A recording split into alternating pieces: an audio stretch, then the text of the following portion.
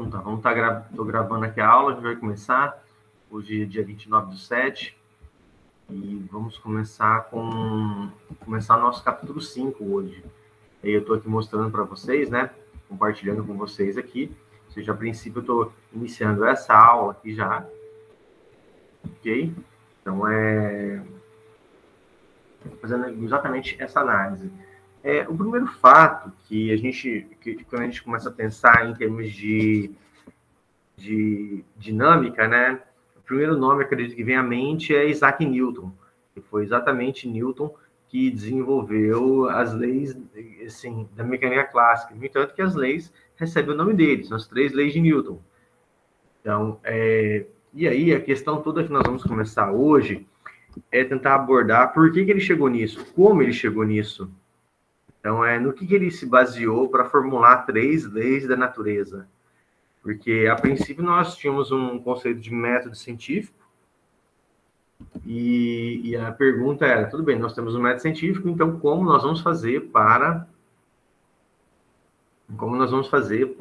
iniciar, ou melhor, para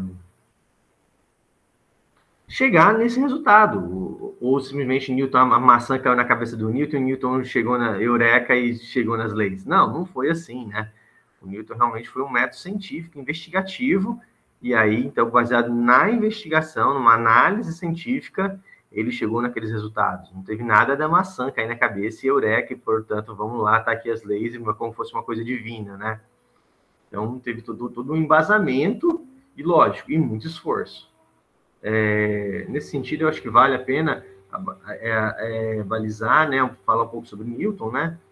Então, primeiro é considerado um dos gênios, né, da humanidade, né? Já começa, então, daí a gente já começa a ver o gabarito da pessoa. Ou seja, nós estamos falando de um dos gênios, né, da humanidade.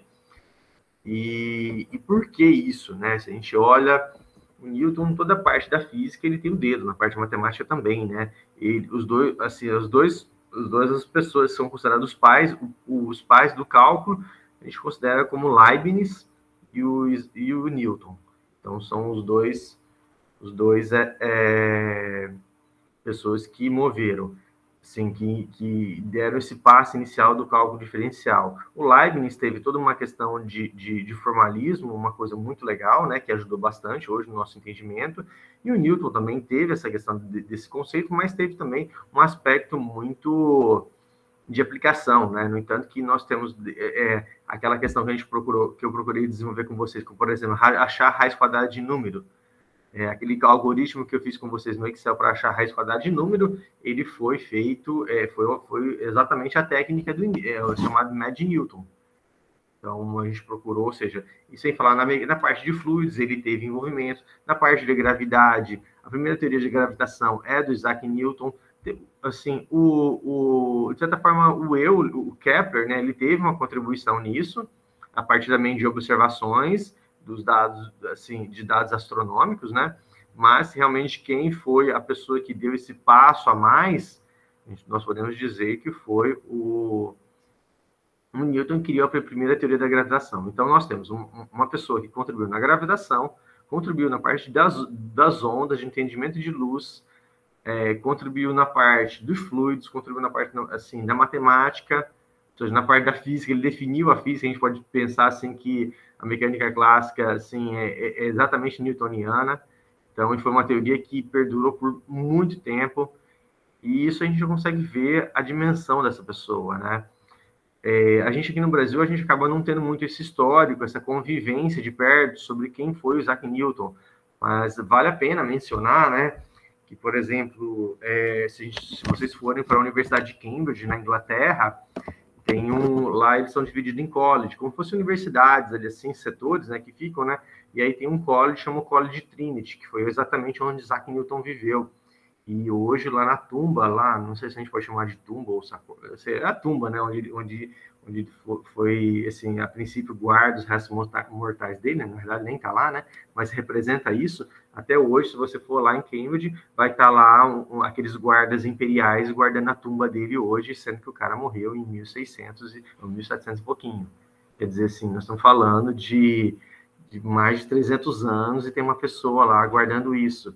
E isso é uma coisa muito legal, porque são pessoas que mudaram, né? Mudaram de certa forma, a visão, né? Nós saímos muito, assim, esses tipos de pessoas, esses pesquisadores, né? Nos ajudaram a sair de uma era onde o foco era a procura do ouro, né? Em Portugal tinha muito isso, o mercantilismo, né? Para uma era onde nós passamos, onde e aí acabou despontando a Inglaterra de certa forma nesse período, né? Portugal despontou, a Espanha também despontou, mas depois elas acabaram sendo ultrapassadas pela Inglaterra devido a uma questão de colocar como valor mais importante o progresso tecnológico do que a questão da busca simplesmente por ouro. Então, isso foi uma questão muito interessante, né? A gente parar a pensar. E isso repercute, inclusive, até hoje, né? Por exemplo, aí eu já entro numa questão mais pessoal minha, né? Eu, por exemplo, a primeira vez que eu fui para a Inglaterra, eu era mais novo, né? E eu fui convidado para dar uma palestra, inclusive era lá em Cambridge, e aí eu estava chegando lá, né? Assim, não, desculpa, não é que eu fui convidado, eu participei de uma escola nessa época, eu não fui convidado, não. Na verdade, eu participei de uma escola e acabei fazendo uma apresentação lá na Universidade de Cambridge. Dessa vez eu não fui convidado, não. E aí, o que aconteceu? Eu cheguei lá na Inglaterra e estava na imigração, eu fui parado e foi uma coisa super constrangedora, super constrangedora. Porque o cara não queria me deixar entrar, não queria falar, tudo bem, se não for entrar, não entra, eu não preciso entrar aqui. E aí depois ele ficou perguntando um monte de coisa, quanto dinheiro eu trazia, o que eu tinha na mala, tive que abrir a mala pro cara, ficar mostrando. Então, o cara da imigração ficou assim, sabe? Ele não queria deixar eu entrar. E aí eu falei, tudo bem, eu volto, não tem nenhum problema. Se o senhor pega faz uma declaração para mim que eu não pude entrar porque eu preciso prestar conta com a Universidade de Cambridge. Aí ele pegou, e quando ele pegou e falou assim, quando eu falei isso, ele pegou e olhou assim, diferente para mim, mano, o que é você? Aí foi engraçado, porque naquela época eu era aluno de doutorado, né? E falei, olha, eu sou doutorando e estou indo lá para a Universidade de Cambridge fazer uma apresentação. Aí ele pegou e nessa hora ele pegou e assustou. E aí nisso ele pegou e viu a carta que tinha lá de convite, tudo, né? E aí a partir dessa carta eu consegui entrar.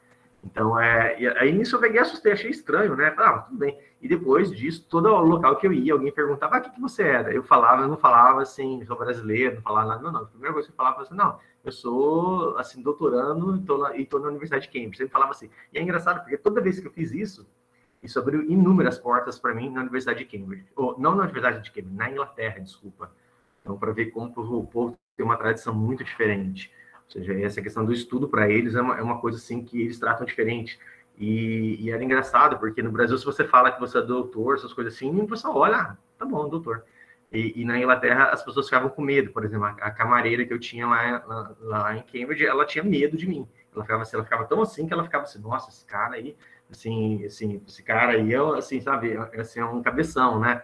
Então, o tamanho, o grau do respeito era tanto que beirava assim, a pessoa assim, ficar com receio de falar com você.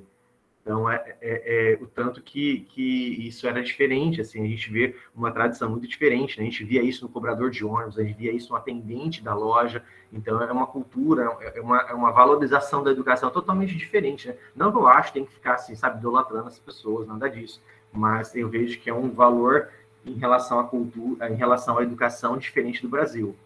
A gente não tem essa cultura, por exemplo, de valorizar, por exemplo, as ciências básicas aqui no Brasil. A gente vê, assim, por exemplo, se a gente olha, por exemplo, a valorização do matemático, a valorização de um professor de língua portuguesa, a valorização de um professor de física, por exemplo, e química, é totalmente diferente se a gente compara, por exemplo, com outras profissões, por exemplo, como medicina, engenharia. Então, é diferente. Quando a gente olha isso na Inglaterra, a dinâmica é diferente mesmo. Isso não acontece tanto na Inglaterra. Então, na Inglaterra, ele vê que você é pesquisador, né? Eles tratam de outra forma. Então, isso é uma coisa muito legal. No Brasil, se você falar que é pesquisador, o cara nem sabe o que você está fazendo. Então, faz pesquisa, mas o que é isso, entendeu? A pessoa não tem muita noção, né? E lá, não. Lá, para eles, é um conceito totalmente diferente. E eu estou falando isso por quê? Porque isso daí é uma tradição, né? Foi algo que eles chegaram, foi construtivo isso, né? Então, é uma coisa muito, muito interessante a gente parar a pensar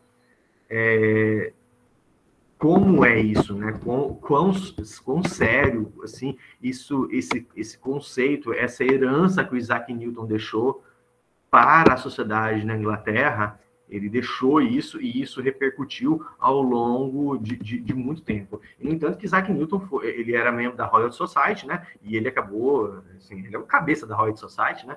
E ele acabou definindo o que era, dando a diretriz do qual era os rumos da pesquisa na Inglaterra. Então, para que lado vai a pesquisa? Ele ditava isso, né? Então, é para você ver o tamanho da magnitude dessa pessoa, né? Ou seja, ele foi muito irrelevante na questão da... Ele foi muito relevante na parte de mudar, né? Assim, hoje, quando a gente começou no Renascimento, né? Que é assim, e aí começou a mudar um pouco essa questão do poder a igreja acabou diminuindo o poder dela, começou nessa dinâmica, começou com isso, né? Então a gente vê como que a ciência foi muito importante para isso. Esse despertar começou a ser muito importante. E isso também se deve também à própria monarquia que teve na Inglaterra, e no entanto que a monarquia é forte até hoje. Por quê? Porque através do poder da monarquia, a ciência foi protegida, né? Porque Isaac Newton era protegido, de certa forma, pelo rei, né? Ele era protegido, porque caso contrário, se não fosse essa dinâmica, e a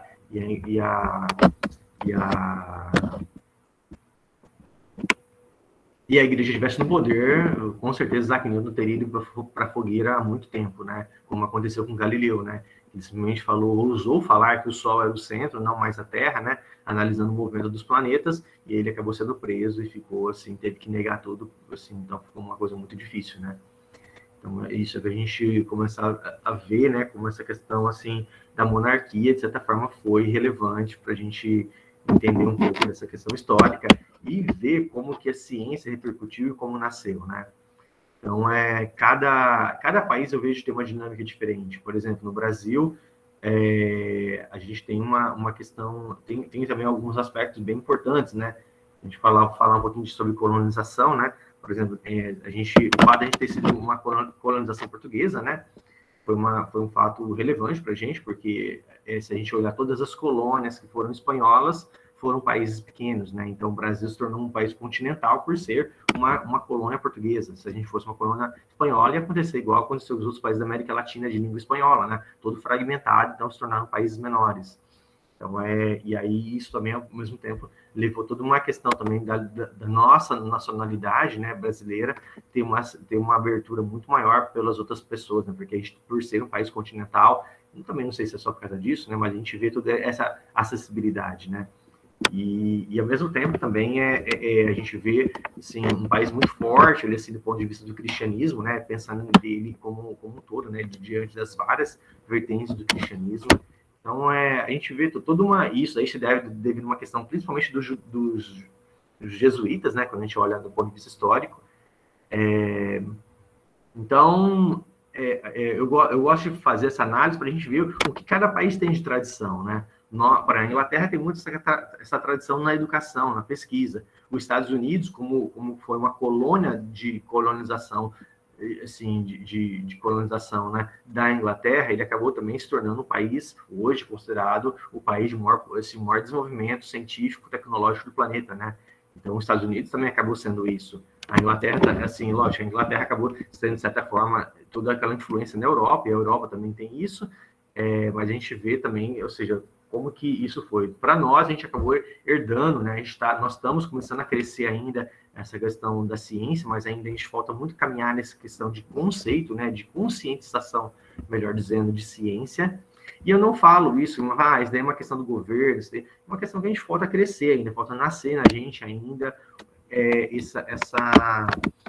essa ideia de que a educação é algo fundamental, mas não só numa fala, num discurso bonito, mas sim numa vivência disso no dia a dia, ou seja, algo que toca a pessoa, que realmente está enraizado nela. E eu só tive essa experiência, para mim, falando bem sincero, quando eu fui para o exterior, porque eu só tinha o padrão, só tinha o meu como paradigma, né, como parâmetro de referência, né, para mim era só o Brasil. E aí, quando eu fui para fora, eu vi que realmente a gente não tem uma tradição em educação devido à nossa cultura como um todo, né? Porque isso não tem nas pessoas. Em alguns locais, alguns centros buscam crescer isso, né?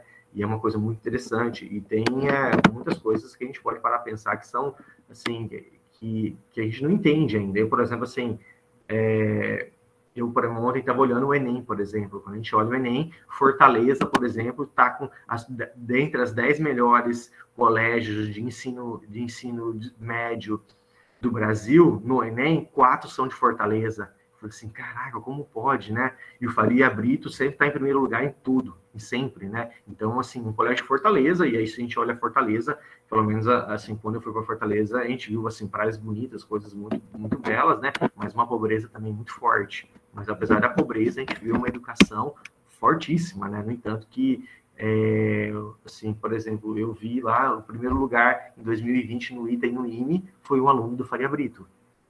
Então, isso serve para a gente ver, assim, como não é uma questão de localização, né? É uma questão muito, porque Fortaleza é uma cidade, assim, quando você passa na cidade, você vê que é uma cidade pobre. Então, eu falo isso para a gente pegar e olhar para Porto Velho, né, e ver, assim, não, a gente pode realmente ter uma educação, um ensino de qualidade. A gente pode fazer isso, porque eu acredito que Fortaleza é um exemplo concreto de que isso é real, de que isso é possível. Okay? Fortaleza desbanca São Paulo, desbanca Rio de Janeiro, desbancou Minas Gerais. O segundo lugar que vem na cidade em relação ao Enem, que a segunda melhor classificação é BH, Belo Horizonte, né? Ela tem 2 universidades, ela tem 2 colégios entre os colégios, entre os 2 colégios, os melhores colégios do país, né? Fortaleza 4, BH são 2, aí depois vem São Paulo, aí assim, então para vocês verem como que é, né? Apesar de São Paulo ser uma cidade muito maior que Fortaleza, do ponto de vista de habitantes e tudo, né?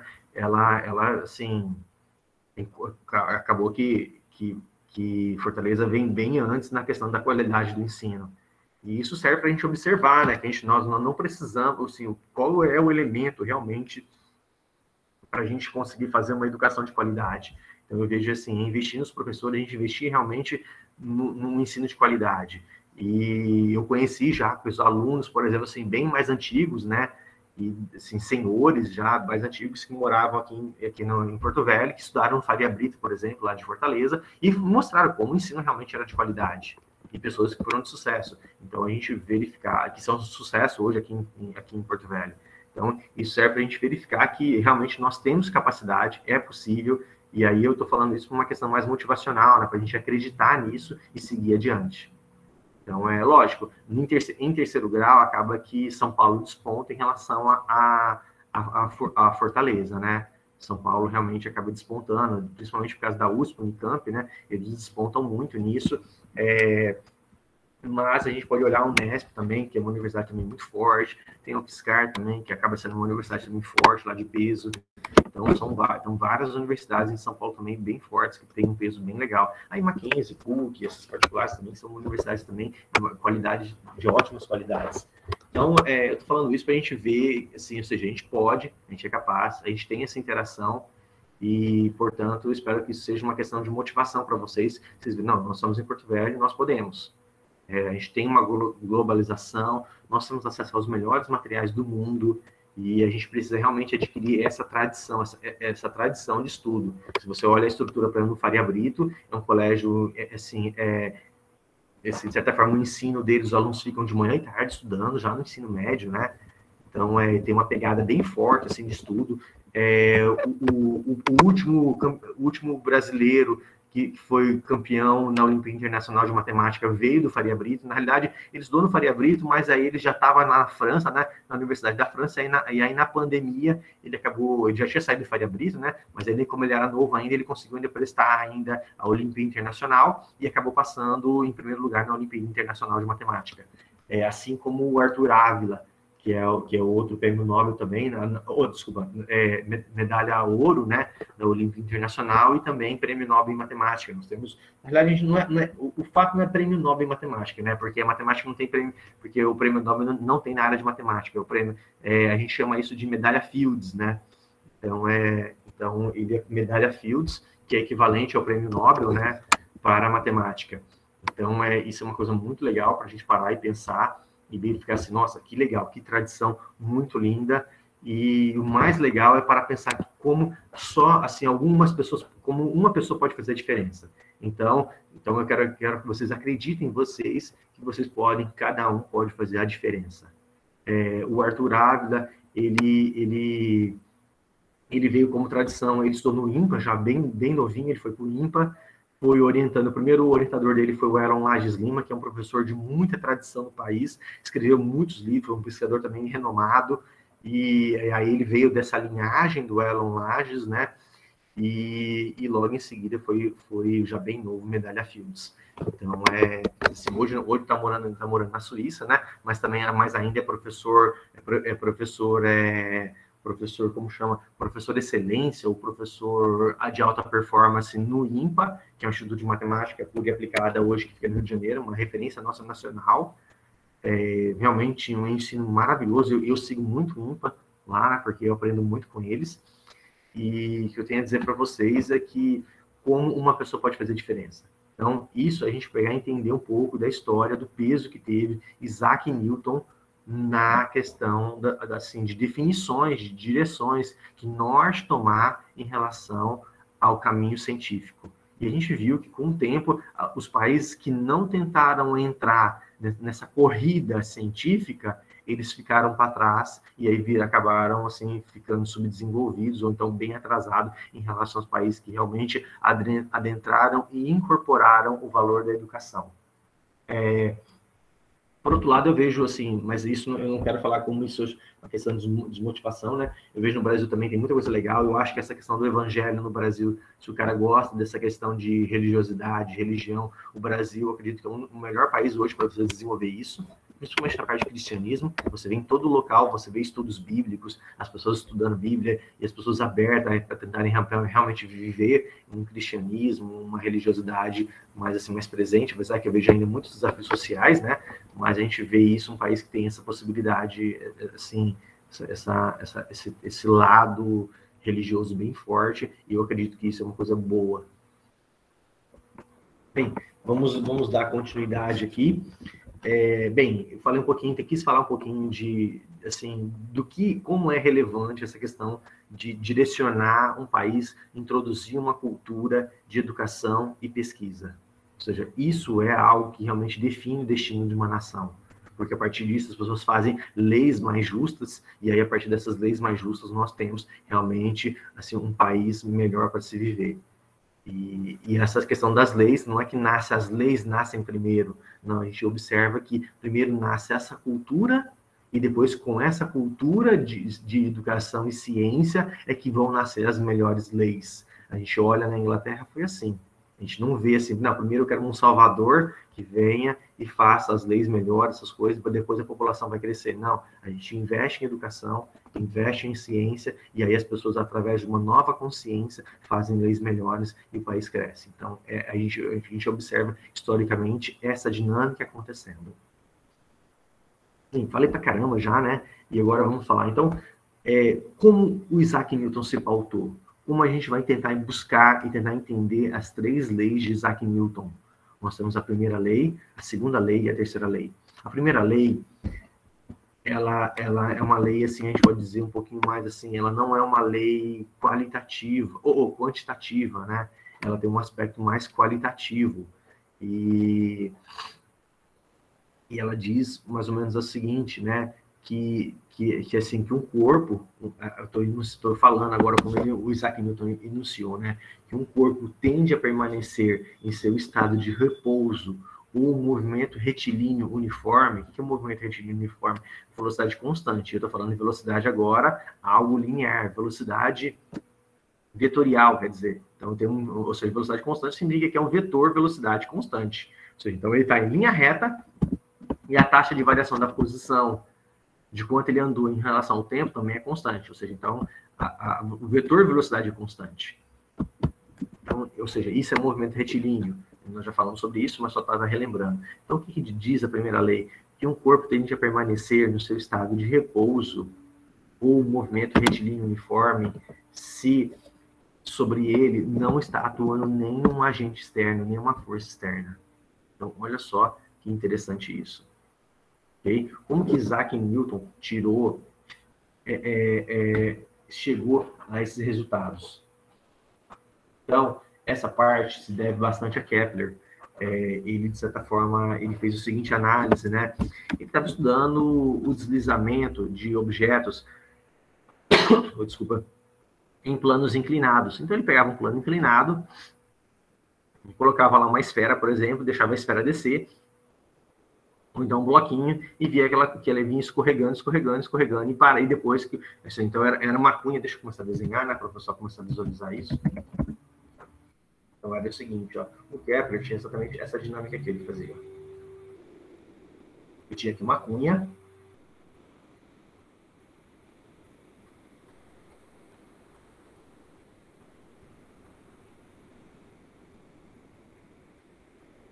e aí o que acontecia? Ele colocava um objeto para deslizar, né? Ele colocava aqui um objeto para deslizar. Pode ser, não precisa nem ser uma... Agora eu não lembro se era um pentão, não sei o que era. Ele colocava um objeto aqui que ficava deslizando, e ele observava o seguinte, né? Que esse objeto vinha, e de repente ele parava uma certa distância. Parava aqui, por exemplo. Parava aqui. Em deslizar, deslizar. Aí o que ele fazia? Ele fazia o seguinte. Ele chegava, colocava...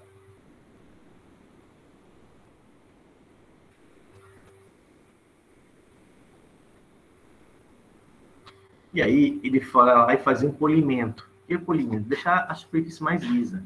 Então ele deixava a superfície mais lisa, fazia um novo polimento. E aí ele fez o primeiro polimento e observou que esse objeto se deslocava até aqui. Ele vinha e se deslocava até aqui. Aí quando ele fazia mais um polimento, quando ele fez mais um polimento, foi melhorando a qualidade do polimento, que ele observava que o objeto vinha e se deslocava até uma certa distância. E por aí vai. Então, à medida que ele ia melhorando a qualidade do polimento, esse objeto ia se deslocando mais. Então, o que ele pensou? Ele pegou e fez o seguinte extrapolação mental, que é um exercício mental, né? Que é o seguinte, olha, eu tenho um objeto, e eu posso pensar não só como uma esfera, mas eu posso pensar como um bloquinho também, né? Que aqui tem movimentos de rotação. Então, para tentar melhorar, eu vou considerar isso aqui como fosse bloquinhos. Mas um bloquinho ficava difícil de desenhar, por isso eu fiz esfera. Desenhar um bloquinho inclinado aqui ficava difícil. Eu acabei fazendo só esfera. Mas a ideia foi assim, eu pego uma pedra, aí então uma superfície bem lisa, ela vem, começa a escorregar, essa pedra vem até aqui. Aí depende, é igual, tipo jogar maia, né? Então, assim, aí eu vou jogar, aí, à medida que vai melhorando o polimento, essa pedra vai indo mais e mais e mais, cada vez mais longe. Então, o que ele pensou? Foi assim, olha, no limite onde o atrito some, no limite...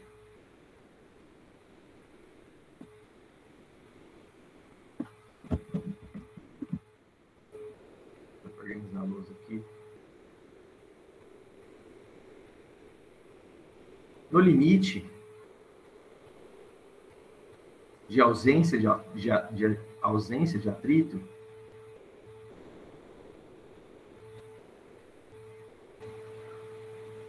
o objeto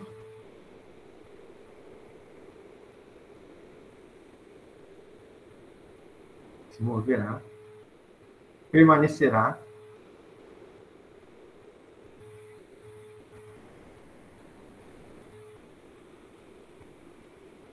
em movimento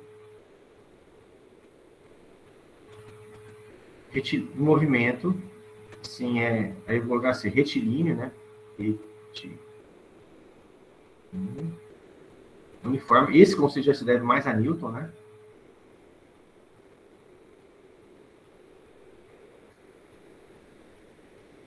Ou seja, ele permanecerá em movimento indefinidamente.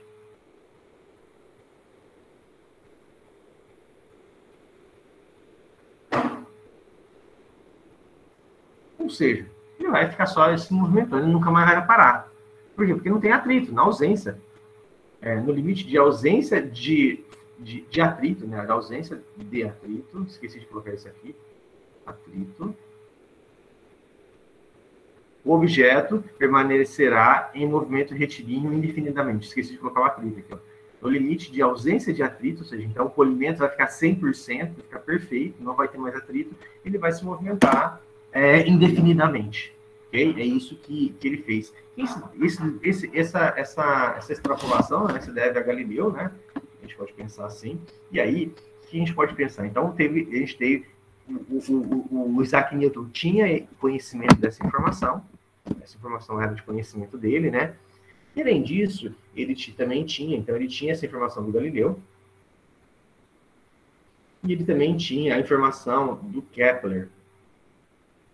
O Kepler, né, ele era astrônomo, e aí ele ficava, então, ele herdou, né, se não fala a memória, agora, do Tycho Brahe, se não fala a memória, os dados astronômicos, né, o Tycho Brahe também ficava observando o céu, e aí o Kepler herdou esses dados, e aí ficou, então, sendo também um astrônomo, e aí, a partir das observações astronômicas do movimento dos planetas, então, o que ele estudava? Ele estudava o movimento dos planetas, então, observar, então, ele fez, que ele estudava. Então, o objeto dele de pesquisa era o movimento dos planetas. Então, esse era o objeto de pesquisa do Kepler, movimento dos planetas. Então, Kepler estudava exatamente isso. E aí, o que aconteceu? Ele observando, ele pegou e criou as leis de Kepler. Ok? Aí as leis de Kepler está falando o seguinte, né? Que a Terra, assim, então, vou ter as 3 leis de Kepler, né? As leis que os planetas se movem em órbitas circulares, são elípticas ao redor do Sol, né? Então, a primeira, né? A órbita elíptica, né? Ao redor do Sol.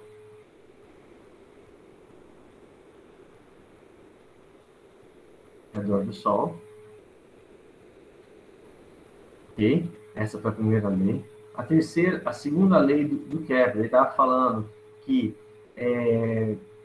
em tempos iguais, né, os planetas varrem áreas iguais, então eu estou aqui, né? Vamos supor que essa daqui é a órbita. Então aqui é um instante zero, aqui é um instante mais uma unidade de tempo, ok? E aqui é a órbita do planeta também, continua a órbita do planeta aqui. Aí aqui é um instante, por exemplo assim, T0 mais 1. Aqui é T1, e esse daqui é T1 mais 1.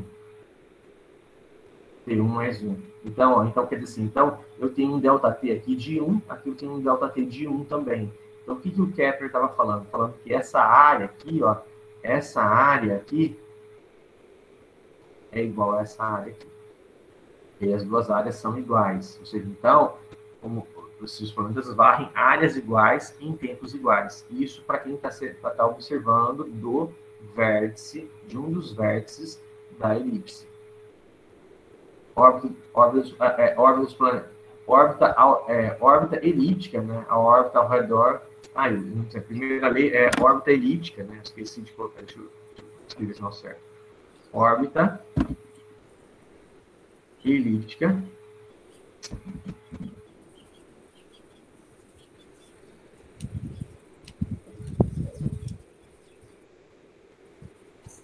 ao redor do Sol. Não é, né? Com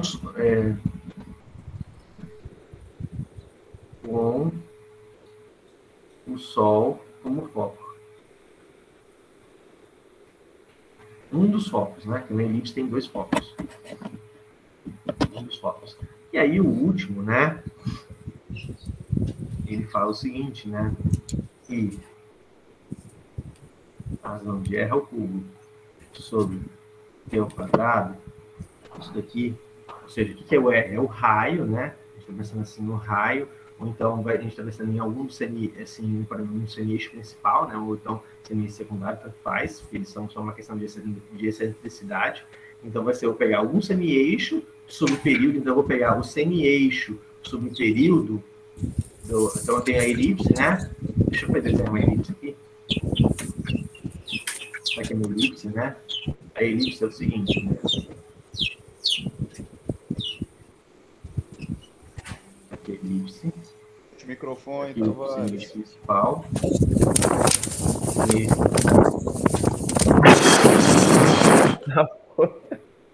Então, vamos lá, então. Olha só.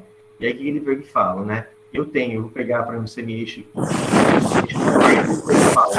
que essa distância que é o cubo sobre o período ao quadrado, isso daqui vai ser uma constante do meu sistema, né? Então, o que ele estava tentando falar era exatamente isso. Por exemplo, na Terra, por exemplo, se eu pegar o raio da Terra sobre sobre o teu cubo, ele observou que isso é uma invariante para os planetas. Então, o Isaac Newton tinha à disposição das suas informações esses dois trabalhos aqui. Esse primeiro trabalho, o Isaac Newton usou para definir sua lei zero.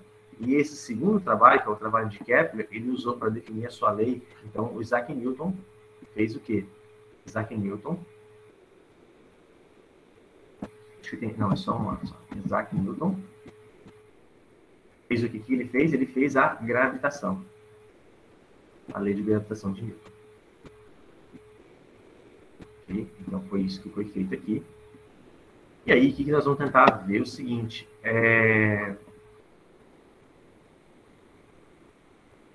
como a gente consegue, então, a partir disso, será que é possível, a partir desse insight, desse embasamento aqui, nós chegarmos, por exemplo, na primeira lei? Então, agora eu quero as leis de Newton. Leis de Newton.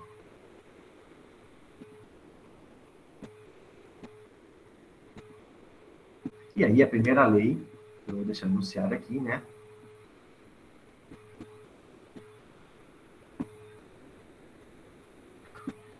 Um corpo tende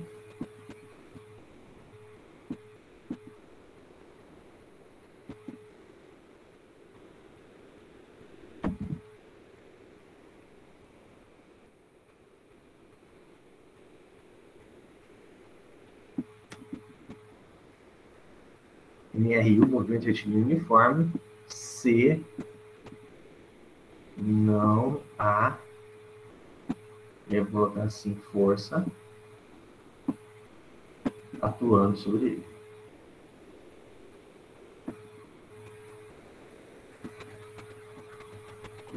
A segunda lei, ela diz o seguinte, que eu definir um seno, ou seja, eu pego um objeto, uma dada partícula, né?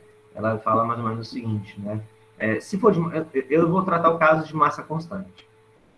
Vou considerar um caso de massa constante, mas o caso geral... Não, deixa eu fazer o caso geral, depois faço massa constante. Eu vou definir meu momento linear, vou definir P, esse MV, que é meu momento linear.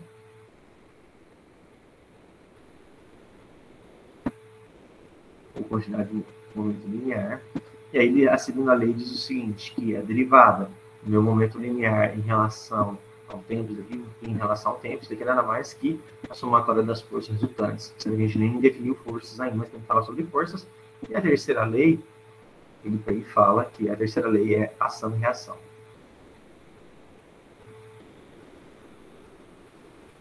Então, nós temos...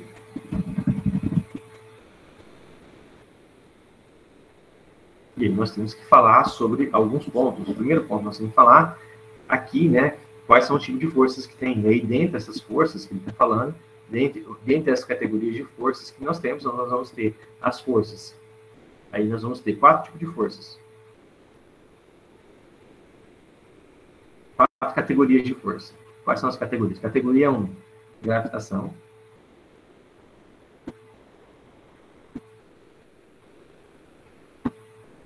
Categoria 2, eletromagnética.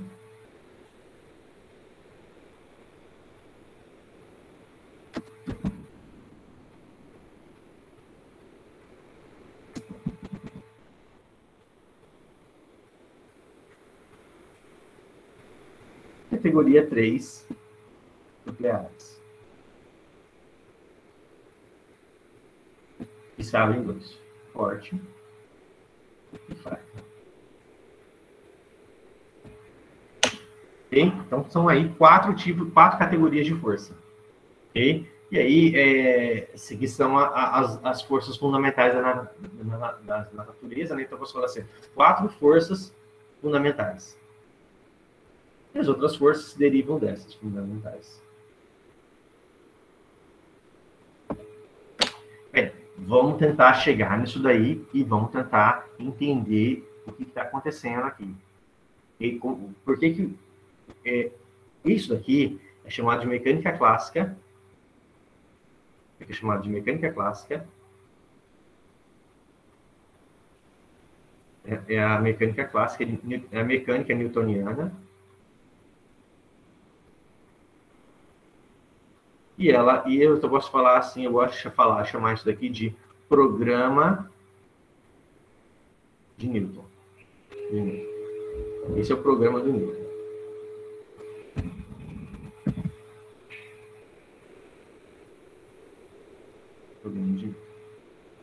Programa de Newton para você descrever um movimento, para entender o movimento. Programa de Newton para entender movimento.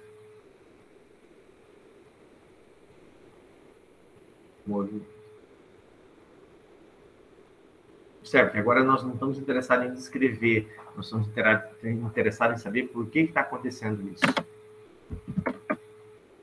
Ok? Não é... Não, aqui hoje. Pessoal, antes de excluir, abaixa um pouquinho a lousa, depois que você terminar de salvar.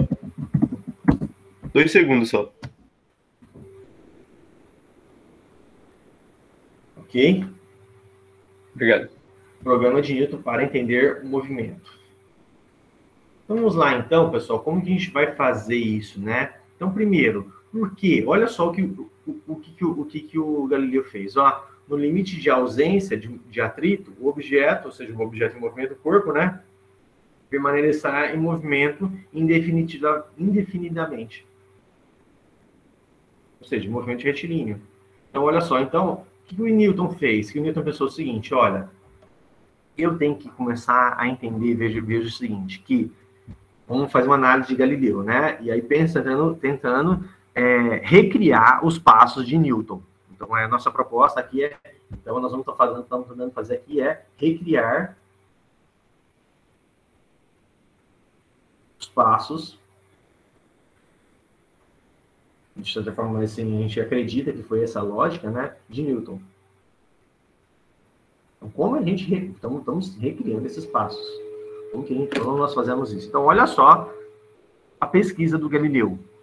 Então, o corpo vai tender, ou seja, então, se não tiver atrito, ele vai se movimentar em movimento retilíneo uniforme. Então, observe, para a gente definir uma nova grandeza, nós temos que definir escala, nós temos que definir uma escala. Para definir uma escala, eu preciso definir o que é o zero dela. Eu tenho que definir o que é o zero. No termômetro, eu defino o que é o zero, por exemplo, assim, sei lá, na escala, na unidade de graus Celsius, eu defino o ponto de congelamento da água a 1 atm, ou seja, ao nível do mar, eu defino como sendo 0 graus Celsius. Então, a gente poderia falar assim, né? Que é equivalente a 32 graus Fahrenheit, por exemplo, que é uma unidade inglesa. Então, eu defini meu zero. Então, o primeiro ponto que eu preciso para definir uma grandeza, eu preciso definir o zero dela. Para eu conseguir definir uma grandeza que vai, e a partir dessa grandeza que eu vou definir, eu vou tentar entender o movimento. Então, olha só a primeira coisa que ele está fazendo. Então, nós estamos tentando criar uma unidade de medida, uma grandeza de medida, que vai estar relacionando o movimento de um objeto que tem massa, ok?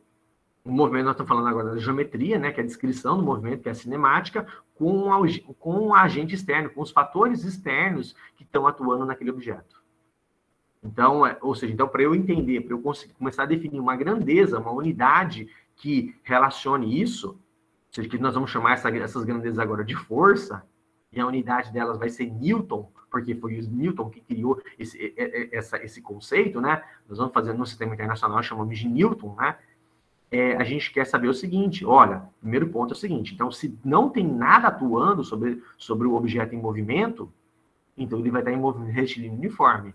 E agora, na volta, eu falo o seguinte, se ele está em movimento retilíneo uniforme, então, o que eu espero se ele está em movimento retilíneo uniforme?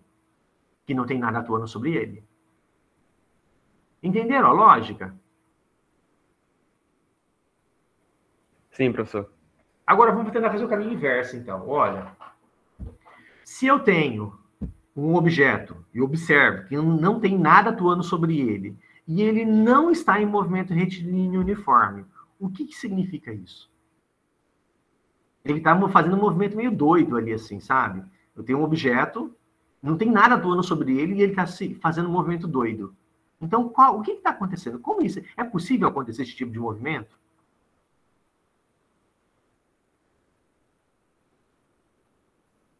Eu acho que não. Sem uma força atuando nele, acho que não. que ele vai mudar a direção sem uma força? Tipo, nada? Ele não deveria permanecer em uma direção só? Pela Ele ficar primeira mudando. lei de Newton, não, professor. E aí, todo mundo concorda ou alguém discorda? Eu discordo do que você falou. E aí, alguém consegue imaginar um movimento, ou seja, um objeto, o objeto está se movimentando de uma forma animada e não tem nada atuando sobre ele? Bom, É possível acontecer isso? se alguma força tiver atuado antes nele, talvez. Não está atuando nada agora. Se atuou, e se atuou antes? Se atuou antes, assim, mas se atuou antes, por que se atuou antes ele vai estar com movimento agora? Não tem nada atuando. Não existe essa questão de força atuando. É possível esse tipo de movimento? Não. Alguém discorda? Peraí. Quando você fala ele está se movimentando, você não está se referindo ao macro, né? Não, olha, assim, é um carro, e o carro, assim, o carro está se movimentando, assim, ou melhor, um carro, não, por exemplo, uma pedra, tem uma pedra, e eu vejo que essa pedra está tendo um movimento meio diferente ali, assim, e não tem nada atuando sobre ela. É possível isso? Só se ela for explodir, professor. Não, mas sempre vai ter uma força. É, a força nuclear, né? E aí, gente? Alguém consegue imaginar algo que não acontece assim? Ou seja, o observador está olhando, né? O observador está olhando para o objeto, está vendo ele animado de movimento, mas não tem nenhuma força atuando sobre ele. Uma força visível? Não vamos entrar em detalhe que for. Estou falando assim, ó, olha, eu tenho um observador, uma pessoa que está observando aquele objeto, e aquela pessoa conclui que ele tem um movimento animado, que não é um movimento de retilíneo uniforme, é um movimento outro qualquer, ok? E não tem nenhuma força atuando sobre o objeto. O bagulho é vivo. Oi? O bagulho é vivo. Não entendi, fala de novo. Ele falou que não é uma pedra. É uma coisa viva?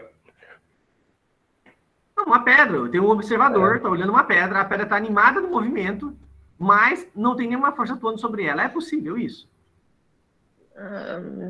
Cara, sem gravidade, sem força, eu ainda acho que não. Cara, sem nada, tipo assim, o máximo que poderia acontecer seria a luz, mas seria só se for a resistência do ar, talvez também. Mas a luz é onda, a luz não é partícula. Mas quando você atinge. Não, gente, é pedra, gente, é pedra só. Esquece, não, é só pedra. É uma pedra, ela está animada de movimento e não tem força atuando sobre ela. O observador viu que ela está animada de movimento e não tem força atuando sobre ela. É possível isso? Não tem como, não tem força. Não tem nada atuando sobre ela. Se nada atuou nela antes e nada atuou nela no momento, não tem como ela estar em movimento. E aí, alguém consegue imaginar algum caso que isso é possível? Depende do movimento. Professor, e se já tiver alguma coisa mantida nela, não permanece? Oi? E se já tiver alguma coisa mantida nela? E se o observador estiver em movimento? Pode falar, Thaís. Não, talvez o observador esteja em movimento e isso influencie em como ele está vendo a pedra. Perfeito. É essa a questão. É possível isso. A culpa é do observador. Bravo. O observador está em movimento. Perfeito, Thaís. Maravilha. É isso mesmo. A culpa a culpa não é da pedra, a culpa é do observador. Não tem nada atuando sobre a pedra. A pedra está parada em relação ao observador parado. Mas como aquele observador está vendo a pedra animada em movimento, então olha só, ó, não tem nada atuando na pedra. Então, a pedra, de acordo com o resultado de Galileu, ela vai estar em movimento de uniforme ou parada. Então, não tem nada atuando. Se ela está com algum movimento, isso daí é culpa do observador. O observador não é um observador idôneo. Então, um observador com essas características, se for fazer alguma medição, não vai ser uma medição que tem como referencial o zero. E tem como referencial, ou seja, que segue a lei de Newton, de Galileu. Então, olha só que interessante. Então, a primeira lei, ela vem para nos dar o conceito seguinte, olha, para diferenciar, para separar. Então, tem o conceito de separabilidade. O que é devido o que é devido ao observador e o que é devido ao objeto que eu estou analisando. Ok? Então, tem certas coisas. Então, olha só que interessante. Nesse caso aqui que eu peguei e falei para vocês, o que estava acontecendo é o seguinte, se não tem nada atuando sobre a pedra, então significa, e a pedra está em movimento, significa que a culpa não é da pedra, a culpa é do observador. Então, esse observador aqui vai estar com problema. Ou seja, não é que ele vai estar com problema, ele vai estar animado com uma certa dinâmica. E essa dinâmica, portanto, vai interferir na minha medição. E o que o Isaac Newton fez? O que o Galileu, o que o Isaac Newton fez? Então, eu falei o seguinte, olha, eu vou definir o meu zero, porque eu quero definir um observador idôneo. Porque eu quero separar. Eu quero falar o seguinte, olha, uma coisa é o que está atuando no movimento, no objeto lá. E isso vai causar uma dinâmica. A outra coisa é o que está atuando no observador. Se o observador for um cara problemático, está cheio de movimento ali assim, eu não quero analisar isso. Eu quero analisar a partir de um ponto de alguém que realmente tem uma dinâmica tranquila e eu vou... Então, assim, ou seja, então o que eu quero? Eu quero um observador onde, se não tem nada atuando, no objeto de estudo, então, para o observador, esse objeto vai estar parado ou em movimento retilíneo uniforme. Eu quero isso. Porque senão a culpa é do observador. E aí eu vou separar as coisas. Quando tiver acontecendo um movimento aleatório em um objeto que não tem nada atuando sobre ele, eu não vou investigar o objeto, eu vou investigar o observador. Então, olha só que fantástica essa visão. Isso é o que Isaac Newton está querendo falar para vocês. É isso que ele observou e por isso que ele vai definir. Então, ele vai estar fazendo um processo que se chama de separabilidade. Então, a primeira lei, ela tem um caráter. Então, o caráter da primeira lei é de separabilidade. Separabilidade. Ou seja, então, ele vai separar o que é devido. Como assim? O que é devido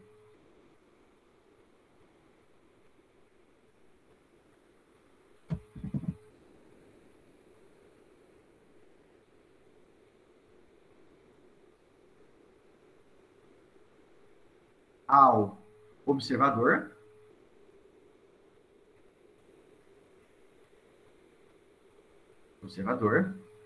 e o segundo, o que é devido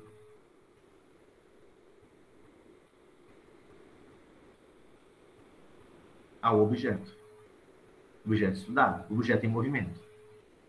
Então, eu estou separando, a separabilidade, gente. Nós estamos fazendo exatamente isso, estamos fazendo separabilidade. Então, é isso. Ele está querendo falar isso. Ou seja, eu estou definindo uma estratégia de medir. Eu preciso definir uma estratégia de medir. Porque se eu não separar, não conseguir definir um perfil de observador, eu não vou conseguir definir uma medida para isso, para entender movimento. Porque, imagina só, se o observador tiver um movimento muito louco, a medição do observador, assim, a dinâmica do observador em relação à geometria, à cinemática, vai interferir na dinâmica, no entendimento da dinâmica do objeto. Porque, olha só, não tem nada atuando sobre a pedra não tem nada atuando sobre a pedra, e a pedra está num movimento animado, um movimento muito louco.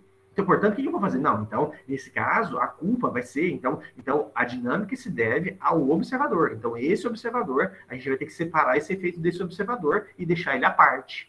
Por quê? Porque eu quero analisar, olha, quando estiver atuando algo no observador, ou no objeto, eu quero analisar essa dinâmica desse objeto. Mas a partir de qual ponto de vista? Do ponto de vista de alguém que, se não tem nada atuando, ele vai estar em movimento retilíneo uniforme ou parado. Então, esse é o ponto. Movimento retilíneo. Então, essa é a minha questão, gente. Essa é a questão chave da primeira lei. Uma coisa excepcional. Então, eu tenho um caráter de separabilidade aqui. Então, eu vou separar do que é realmente o objeto que está em foco e o que é uma característica de quem tá analisando. Então, observe que isso nos remete ao nosso primeiro capítulo do livro, que é o conceito de medição. Como eu vou medir algo? Como eu estou medindo algo? E aí, portanto, a primeira lei serve, então, para a gente criar um critério de análise, de medição de movimento. Então, eu vou fazer uma análise. Então, para mim, eu vou obter meus dados, analisar meus dados a partir do referencial, a partir de um observador que tem essas características. Quais características? Se não tem nada atuando no objeto, então o movimento é retilíneo uniforme. Ah, professor, e se não tem nada atuando no objeto, o movimento não é retilíneo uniforme? Então, esse observador ele tem um viés. Ou seja, ele tem um movimento dele interno e isso vai causar um erro nos dados, vai causar um conflito. E, portanto, e aí eu quero separar. Então, eu vou jogar essa característica do observador, eu vou jogar afora, porque eu quero separar e analisar só um objeto em si. Então, eu estou fazendo um reducionismo aqui. Então, como esse reducionismo? Separa o que é de um, o que é de outro. Na verdade, não é nem esse reducionismo, mas separabilidade. Ficou claro aí, gente? Ficou claro isso daí? Alô? Perfeitamente, professor. Bem, esse é o principal ponto. Então, observa, gente. Vocês conseguiram ver que a gente precisa definir isso se a gente quer realmente ter um background, ou seja, uma base para começarmos a fazer medições. Eu preciso levar isso em consideração se eu quero definir algo e, a partir disso daí, eu construir medições.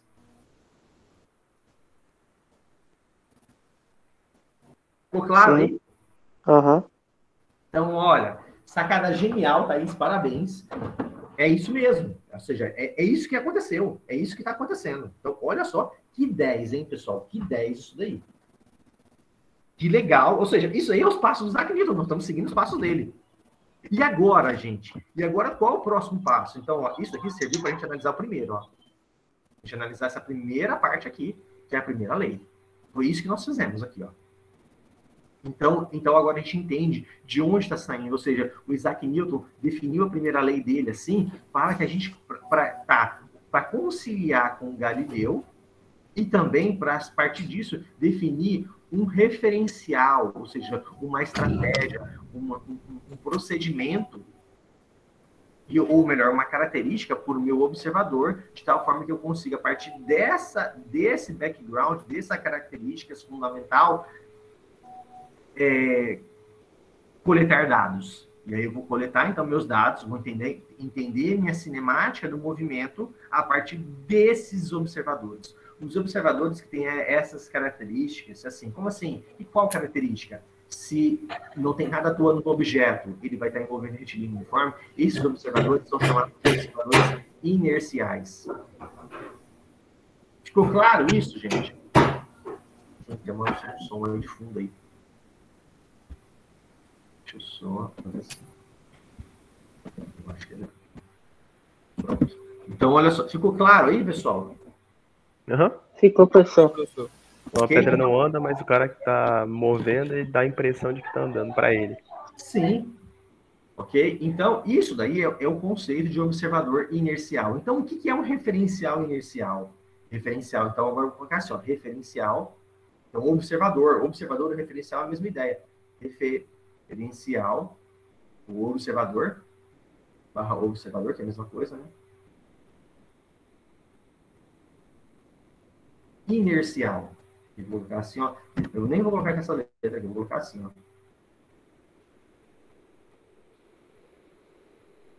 Ah, mas eu sei.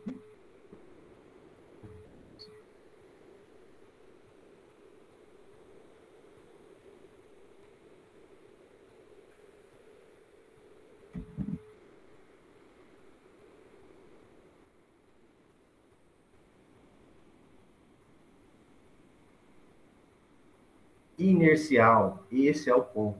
Então, o que é inercial? É isso, ou seja, o observador é idôneo. Então, essa palavra que nós vamos usar, ele é idôneo, o observador.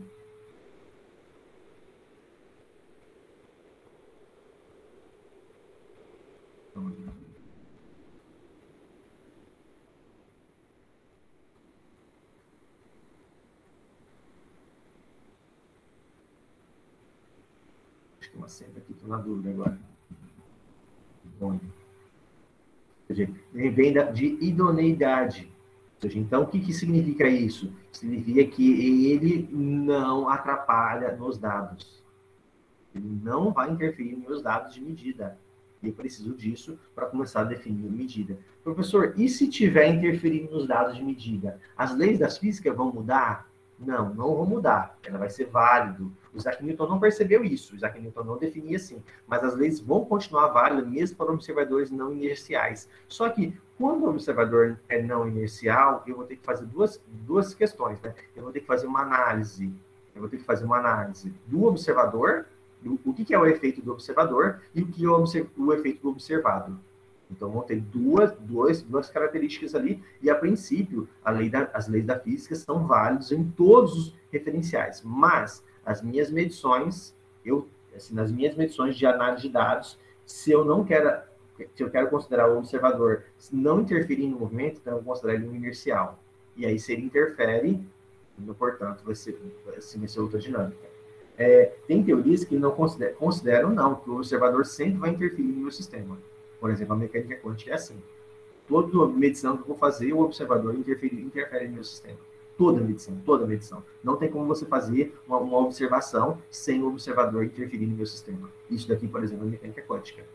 Já, por exemplo, na relatividade, ela já começa a fazer um aspecto diferente. Okay? Eu quero tentar ir já na relatividade geral, eu quero falar uma equivalência, então eles são equivalentes, então eles vão chamar de princípio de equivalência. Então, assim, se eu tiver um observador acelerado e o outro não está acelerado, então vai realmente haver uma equivalência entre dois, e além disso, ou seja, então o efeito de uma aceleração vai ser o equivalente a um efeito de um campo gravitacional, tá? Um efeito, assim, um campo localmente falando, né? Não é globalmente isso não acontece, mas localmente acontece isso, e aí a gente vai estar falando isso depois mais para frente, mas significa o seguinte, que eu vou estender esse conceito para isso. No caso de Newton, o que ele pega e fala, né? Na teoria de Newton, ele fala o seguinte, olha, se o observador é animado de movimento, então isso, a princípio, vai causar, se o cara quer se basear na lei de Newton e segue um referencial não inercial, então isso vai ser equivalente a existir uma força que eu vou chamar de força não inercial. O que é isso? É uma força que é fictícia, que parece que está atuando sobre um objeto, que é uma força devido ao movimento animado do observador. Que de certa forma, que assim, para o observador, que para ele em relação a ele mesmo está parado, né? Parece que quem está animado dessa força é a pedra, é o objeto em estudo. Okay? Então, isso vai me gerar forças não inerciais. Mas eu vai voltar a falar disso para vocês, mas só para vocês estarem entendendo assim, a importância, ou seja, desse critério. Então, se a gente for estudar daqui em diante, né, fazer alguma análise, algum estudo na física, nossos dados agora em diante vão estar se baseando, nossas análises vão estar se baseando em observadores que são idôneos, são observadores inerciais. Ou seja, o que significa isso? Se ele vai olhar alguém que não tem força atuando, então esse alguém está em movimento retilíneo uniforme ou parado em relação a ele. É isso. Então acabou e não tem mais nada o que falar sobre isso. Ficou claro, pessoal? Ficou assim deu para entender isso? Tá ótimo, professor. Sim, professor. Professor, no caso dessa força aí, de não inércia do observador, a gente subtraria ela de alguma das forças para tirar, por exemplo... Eu não vou fazer isso aqui agora, mas nós vamos fazer isso depois, tá bom? Essas são chamadas de forças inerciais, né? Que se deve a observadores não inerciais. Então, eu vou chamar essas forças de forças inerciais, que se deve a observadores não inerciais. Entendi, professor. Podemos avançar, então. Então tá. Mas isso daí vai ser depois. Eu não vou falar isso ainda, porque eu não adentrei na segunda lei, e depois que a gente tiver entendido a segunda lei e ter entendido alguns exemplos, alguns casos assim, concretos, que a gente tiver um pouquinho assim, menos abstrato, aí a gente vai entrar nessa questão de não inercial, mas lá na frente. Gente, eu quero deixar muito claro isso para vocês.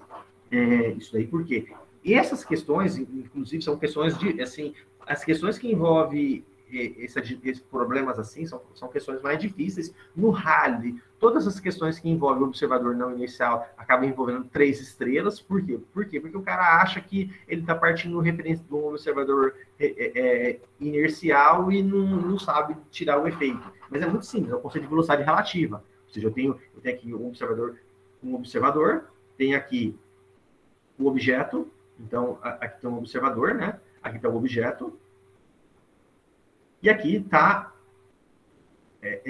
o ponto parado, um ponto parado. Então eu tenho aqui, ó, então eu tenho essa posição aqui, ó. Eu tenho essa posição, opa, fiz a coisa errada, não era isso que eu queria. Eu tenho esse cara aqui, esse daqui, e esse daqui. Ok? Então, como assim? Então, aqui tá um ponto parado, né? Então, a posição do observador é essa. A posição do objeto é essa, e essa daqui, esse vetor aqui, ó, azul,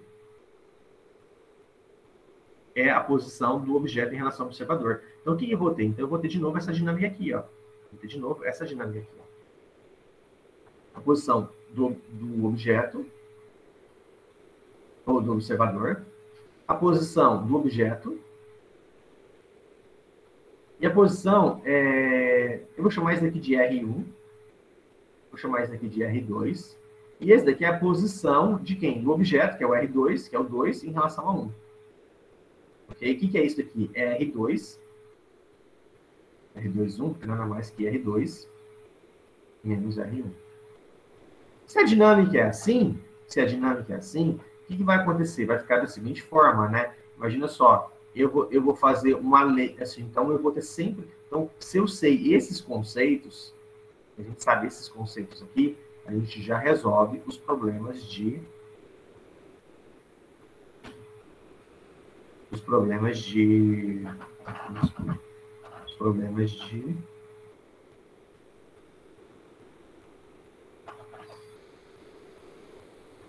forças inerciais. Pronto, é isso. Aí o cara só precisa saber isso. Isso daqui é o conceito de velocidade relativa, ok? Esse é o conceito de relativo. Posição relativa ou velocidade relativa, eu só descrever relativo. Esse é a posição relativa. Bem. Bem, vamos lá então, vamos falar agora um pouquinho sobre a segunda lei. Essa é a ideia, esse é o foco. Professor, pode falar. E se for um movimento circular, vai mudar alguma coisa? Não vai fazer diferença nenhuma. Só vai falar que o observador está num carrossel, mas não faz diferença.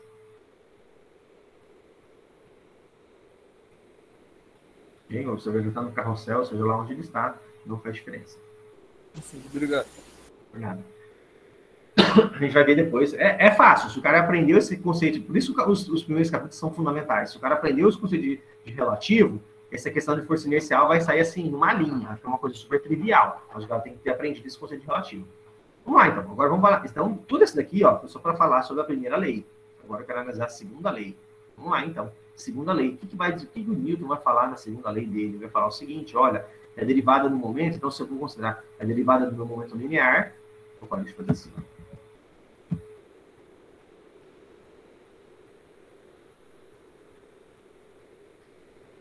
Na segunda lei dele, ele vai fazer o seguinte, ó, que a derivada do momento linear, isso daqui vai ser todas as forças, eu vou somar todas as forças que estão atuando sobre isso. Então, ele vai falar assim, que a massa vezes a aceleração, isso daqui eu estou considerando, desculpa, vou fazer o seguinte, ó. E aí, quem que é esse cara aqui? Esse cara aqui é a derivada da massa vezes a aceleração. Da massa vezes a velocidade. E eu quero considerar o caso de massa constante. E aí, se a massa for constante, eu vou colocar uma estrela aqui, ó. Essa estrela aqui significa massa constante. Seja uma constante, né?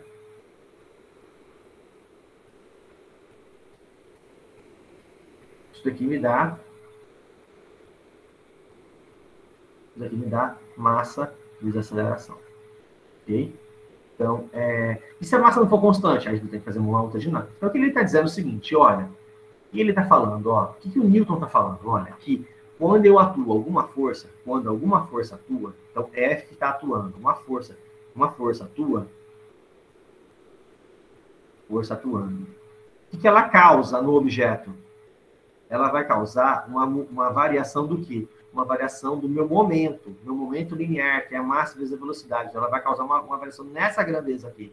Então, essa força aqui vai causar uma variação disso aqui. Por exemplo, se eu pegar essa força e for atuar num intervalo muito pequenininho, Então, vai dar um ΔV, um ΔT aqui, ó, ou seja, eu estou um intervalo muito pequenininho. Quanto vai ser a variação de momento? Vai ser ΔP, vai ser proporcional. Então, isso aqui para intervalos muito pequenos. Então, vou colocar assim aproximadamente. Ok? Então, essa é mais ou menos a ideia que ele está falando. E observa, olha aqui, gente, porque agora a gente vai ter que parar e vai ter que analisar o que isso significa. Primeiro ponto. Se tem uma força atuando, ela vai causar uma variação V. Ó, observa. V, o que é V? V é a velocidade. Então, depende do observador. Estou considerando um observador agora, um observador inercial. Isso daqui só é verdade para referencial inercial. Observador inercial. Isso é verdade para o observador inicial. Então, o que ele está falando? Olha, se tem uma força atuando sobre um objeto, essa força vai causar uma variação na minha velocidade. Ok? Essa variação. Mas mais do que isso, olha, esse objeto, quando for atuando, ele vai causar um efeito na minha aceleração. E aí, olha só que interessante. Eu quero entender o momento. Ou eu quero entender o movimento. O movimento, nós aprendemos que nós descrevemos por vetores. Então, a grandeza que atua sobre um corpo, ela vai causar movimento. Ela vai causar movimento. Que vai causar movimento, ela vai causar uma variação da posição. Como a posição é um objeto tridimensional, é um vetor, então essa grandeza tem a característica de vetor. Então, força. Então, o que é força? Força é uma grandeza. Então, a primeira característica de força. Força é uma grandeza o quê? Uma grandeza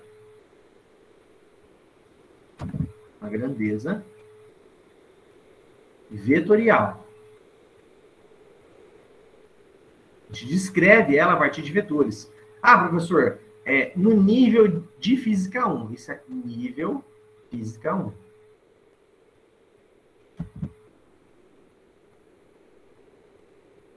Física 1. Professor, por quê? Porque no nível final do transporte a gente vai ver que ela vai ser um tensor. Mas não vale essa é uma estrutura matemática um pouco mais rica do que vetores. Mas não vem ao caso estar falando sobre isso. Mas então ela é uma grandeza vetorial. O primeiro ponto é isso. Então essa força é uma grandeza vetorial. E além disso, aí o Nito falou assim, beleza, mas como eu sei, como eu faço, entendi, e por que ele colocou a massa? Primeira pergunta é, por que ele colocou a massa? Porque, assim, por exemplo, se eu tenho uma força atuando, então se essa força está atuando, então ela vai gerar o quê? Então a simulação está dizendo o seguinte, que essa força vai gerar uma aceleração desse objeto de quanto? De massa vezes aceleração. Então essa força vai causar esse tipo de aceleração aqui. Ok? Então, ou seja, de certa forma, se eu tenho essa força atuando, quanto vai ser a aceleração desse objeto? A aceleração desse objeto vai ser a massa. A aceleração desse objeto vai ser, ou melhor, vou fazer o seguinte, ó, a aceleração desse objeto, se essa força está atuando, a aceleração do objeto que está submetido a essa força vai ser a força dividida pela massa. Vai ser assim. Então, a aceleração desse objeto vai ser dada por isso.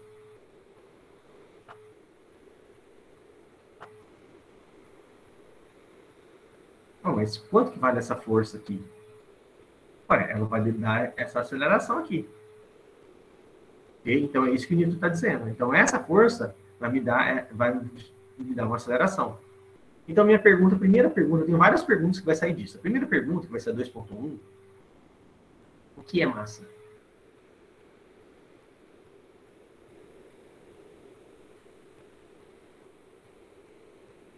E a 2.2, por que massa?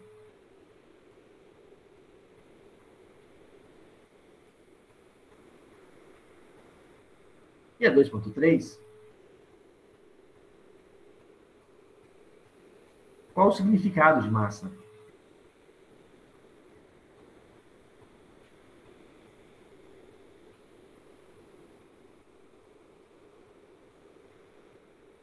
Significado inercial de massa. Vamos lá, então. Vou jogar essas perguntas para vocês. O que é massa, gente? É uma maneira que a gente consegue identificar um corpo, tipo a espessura, o volume, essas coisas do corpo. E aí, alguém mais? De um corpo. Quando eu falo corpo, é um objeto, tá? É o espaço que um corpo ocupa. É toda a matéria de um objeto. É.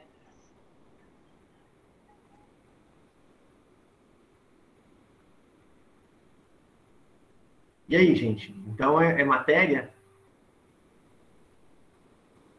Mas assim, se eu falar que corpo é matéria, então o que é matéria? Mas eu estou falando que é massa, né? A matéria tem unidade? Porque massa tem unidade. A matéria tem unidade? Então, olha, então eu vou responder de duas formas. Primeiro, matéria, massa, é nada mais que uma quantidade de energia. É uma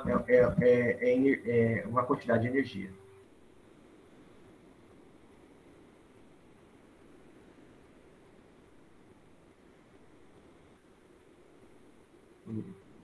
É uma medida, é um estado de, uma quantidade de energia, vamos falar assim. Bem, mas a pergunta está errada, porque eu não falo o que é massa. Não é uma quantidade, é uma forma de energia. Tá assim, quantidade barra forma. Mas a pergunta está errada, porque a gente não pergunta o que é massa, né? A gente pergunta como que eu meço massa. A pergunta correta é como eu meço. Pergunta errada. Errada, né? Se eu quero entender energia, massa, a primeira coisa que eu faço, eu pergunto é como eu meço. É tipo uma resistência? Perfeito. Isso daqui vai ser... Você respondeu isso daqui, ó. Você acabou de responder isso. Quem falou? Oi? Quem falou? Andressa. Andressa, perfeito. Você acabou de responder isso daqui, ó. Você respondeu essa pergunta aqui. Mas, olha só, ó. Você está respondendo para mim, quando eu olho massa do ponto de vista de resistência, eu estou olhando massa inercial. Agora, quando eu olho a massa como eu meço massa com balança, e aí a resposta é com balança, né? Se eu respondo assim que eu meço massa com balança, se eu meço a massa com balança, então eu estou falando da massa dela gravitacional. Por quê? Porque se eu pegar uma balança aqui, medir meu peso aqui na Terra, ou medir meu peso lá na Lua, vai dar diferente. Se eu pegar uma balança. Ou seja, então, se eu meço com balança, se eu meço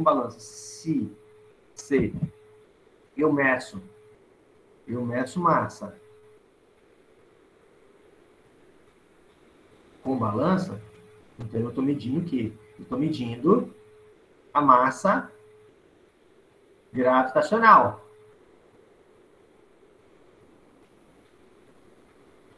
A massa gravitacional. E ela vai ser diferente aqui na Terra, vai ser diferente na Lua, vai ser diferente no Sol, vai ser diferente em qualquer outro lugar. Ok? Então, essa aqui eu meço. Eu comparo dois objetos e vou estar verificando isso. Okay? Se eu pego uma balança de prata, eu vou medir por comparação. Ok? Se eu pego uma balança de prato, eu meço por comparação e ele acaba sendo padronizado isso, né? Mas, por exemplo, se eu meço, por exemplo,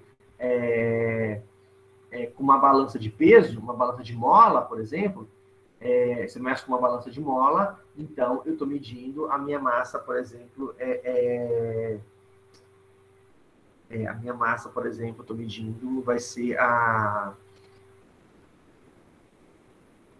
massa gravitacional, porque é exatamente esse peso. Ah, professor, mas e se eu meço com balança de prato? Bem, o pezinho que você colocou lá, você mediu a partir de uma mola, que é um dinamômetro. Então, você mediu a partir de um dinamômetro, aí colocou, e aí aquele pezinho que vai ficar numa bandeja de prato, você mediu pela massa gravitacional. E aí você coloca um outro pezinho no outro prato, então, portanto, você também está medindo a massa gravitacional. Então, quando eu meço o balanço de prato, eu estou medindo a massa gravitacional. Agora, olha só o que o Newton está falando. Ó. Agora, eu vou ter uma grandeza, e quanto maior essa força,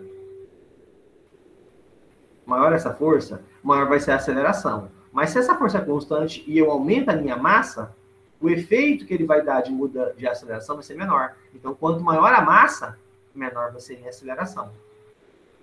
Okay? Então, se a força cresce, a aceleração cresce. Se a massa cresce, a aceleração decresce. É isso que eu estou querendo dizer, com questão matemática. E por que massa? A massa vem exatamente mostrando esse efeito de resistência. Como assim, professor, resistência? Resistência? Dá um exemplo para eu entender um pouquinho melhor resistência. É o seguinte, olha, imagina só, você tem aqui, ó, um teto de um quarto, e aí você coloca aqui um fio, primeiro fio aqui, ó, você coloca um fio, e aí você coloca um peso aqui, ó, um pezinho, por exemplo, de 2 quilos. E aí você pega o mesmo fio e coloca aqui, ó, o mesmo fio. Aí você vem aqui e puxa essa ponta para baixo. Aqui tá G, né? É a gravidade, né? Tá no teto. E você puxa isso daqui para baixo com uma força F. Pergunta: qual fio vai estourar, vai arrebentar? O de cima ou o de baixo?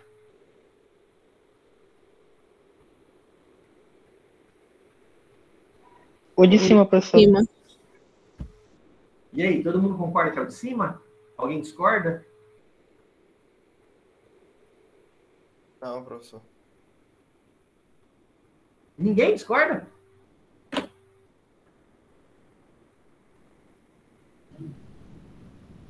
Acho que é o de cima também. Gente, vai depender. Depende de como você faz o experimento. Se você começar a puxar devagarzinho, rebento de cima. Mas agora, se você der um puxão de uma vez, rebento de baixo sempre. Se você puxa devagar, o de cima rebenta. Mas se você chega e dá aquele puxão de uma vez, o de baixo rebenta, não rebenta o de cima. Olha que louco isso. E vocês podem fazer esse experimento. Pode pegar um pezinho aí, amarrar para no teto, colocar uma linha de pipa, sei lá, alguma coisa assim, colocar um pezinho de 1 quilo, e aí vocês pegam e chegam ali e tentam puxar, e dá um puxão de uma vez. Vocês vão ver que, assim, eu acho assim, se for uma linha de pipa, né, e for 1 quilo, talvez isso já fica muito pesado para a linha de cima.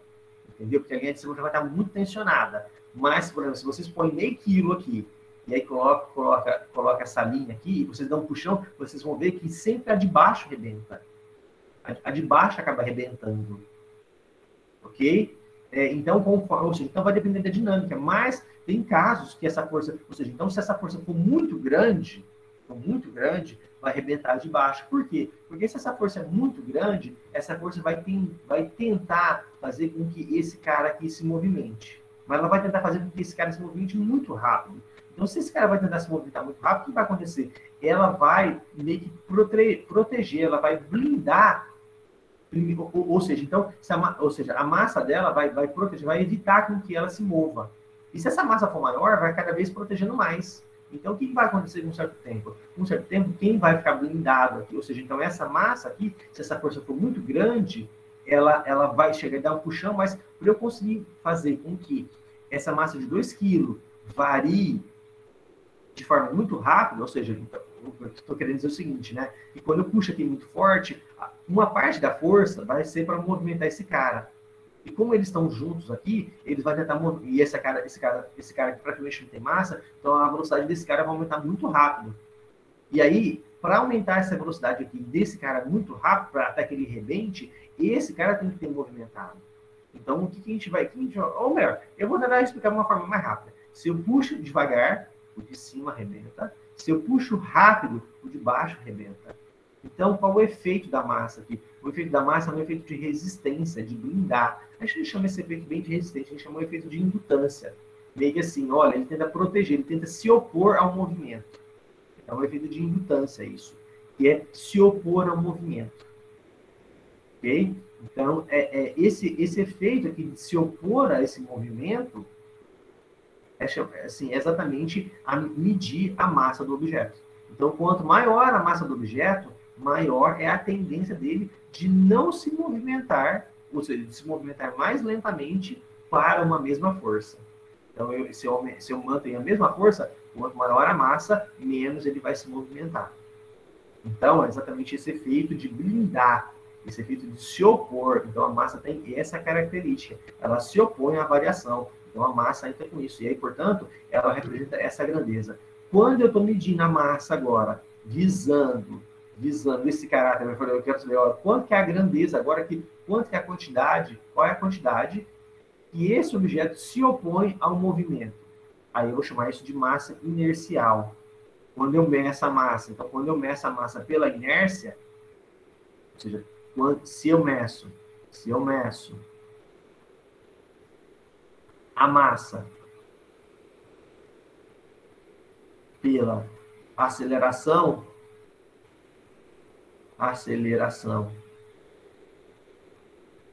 versus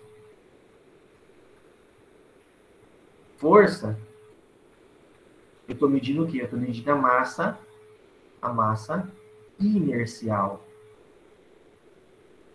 Medindo essa força. E que o Isaac Newton pegou e falou, olha, as duas são iguais. Essa massa aqui, ó, essa mg aqui e a mi, elas são iguais.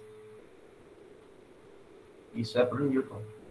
Professor, isso é verdade? Não, isso não é verdade, não. Essa massa aqui, normalmente, essa gravitacional que está aqui, normalmente vai estar relacionada com um caráter, ela vai uma massa que está parada, tá? No campo gravitacional, eu estou medindo ela parada aqui. Então, essa aqui vai ser a minha ideia da minha massa de repouso. Essa daqui, inercial, que está em movimento, vai ser minha massa de movimento, minha massa inercial. Na relatividade, isso não é verdade. Na relatividade, você tem imaginando que é assim, ó.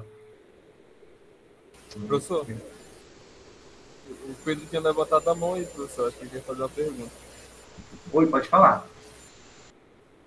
Pode falar. O Pedro tinha levantado a mão. Acho que quer fazer... Tá aí no chat a pergunta. Tá aí no chat. No chat?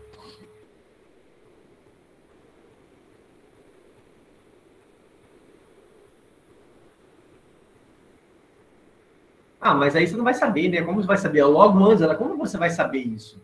Entendeu? Imagina só você fazendo um fenômeno. Você vai chegar lá, você vai fazer o experimento, é o seguinte, olha, você vai chegar lá, coloca, assim, é bem simples. Põe um anel, assim, um negócio para você amarrar uma linha, né, em cima do teto, aí põe um peso de meio quilo, aí põe uma mesma linha embaixo, aí você vem e começa a puxar devagarzinho, você vai ver que vai arrebentar em cima primeiro. Agora, se você chega e dá um puxão de uma vez, arrebenta de baixo. É isso. E você vai ver se você puxar meia boca, assim, mais ou menos, pode ser que arrebenta de baixo, pode ser que arrebenta de cima. Então, o que eu quero dizer é o seguinte, que não tem resposta para esse exercício. Esse exercício aqui, ó, não tem resposta. Conforme vai depender da força. Eu não posso falar que vai arrebentar esse ou que vai arrebentar esse. Não sei, não dá para dizer. Se a força for fraca, for lenta, for pequena, vai arrebentar primeiro o de cima. Se essa força for muito forte, for tipo uma explosão assim e tal, ou seja, uma explosão muscular, o cara dá aquele puxão muito forte, vai arrebentar o de baixo. Então é isso. Ok? Então vai depender, assim, mais da força ou da aceleração? Da força com que a pessoa está puxando a linha, né? Aí a força com que a pessoa está puxando a linha vai nos remeter à aceleração. Porque, olha só, porque puxar forte isso daqui, se esse fio não rebenta, vamos supor, esse cara não rebenta. O que significa isso? Se esse cara não rebenta, significa que qual tem que ser a força que é necessária para fazer ele movimentar? Vai ser a massa vezes a aceleração dele. Se essa aceleração aqui é muito alta, quer dizer assim, essa força vai ter que ser muito alta. Então, ou seja, uma parte da força vai ser só para esse cara movimentar e a outra parte vai ser para arrebentar o fio de cima. Então, se eu estou puxando muito rápido, se esse cara aqui embaixo está indo muito rápido, significa o seguinte, significa que ele vai tentar ser puxado muito forte, então ele vai blindar. Então, a parte da força que vai vir para cá é muito grande. Por isso que elas são diretamente, né, proporcionais? A ideia de proporcionalidade, né, foi uma questão meio observacional, né? O Newton falou assim, olha, eu vou usar essa massa, a massa inercial e a massa gravitacional como mesmo. Não sei se foi isso, se essa questão de proporcionalidade foi isso que você perguntou. Eu não entendi direito a pergunta, para falar a verdade. E a proporcionalidade de quem? Da força com a massa ou da massa gravitacional inercial? Não entendi. Não, da força e aceleração. Ah, sim. Sim, elas são proporcionais. Ok? Então, olha só, o que o Newton fez? Então, ele colocou a massa gravitacional igual a inercial. A gente sabe que isso daqui é relatividade. No caso da relatividade, a gente sabe que é restrita, né? gente sabe que, na realidade, a dinâmica é essa. Essa é inercial e essa é de repouso, né? Que é a gravitacional, a gente pode pensar assim, tá parado, né? Então, essa daqui tem essa relação aqui. Então, ela não é dessa forma. E aí, a minha energia que eu meço, né? Que essa energia devido ao efeito de massa, né? Ela vai ser essa energia aqui da massa, né? Vou colocar assim, a energia da massa. De acordo com o Newton, vai ser a minha massa inercial, que é essa daqui, C quadrado. Então, vai ser aquela forma mc quadrado. Onde essa massa aqui não é a massa de repouso, daqui é a massa inercial, que eu já tenho. Vou pegar essa dinâmica aí. Ok?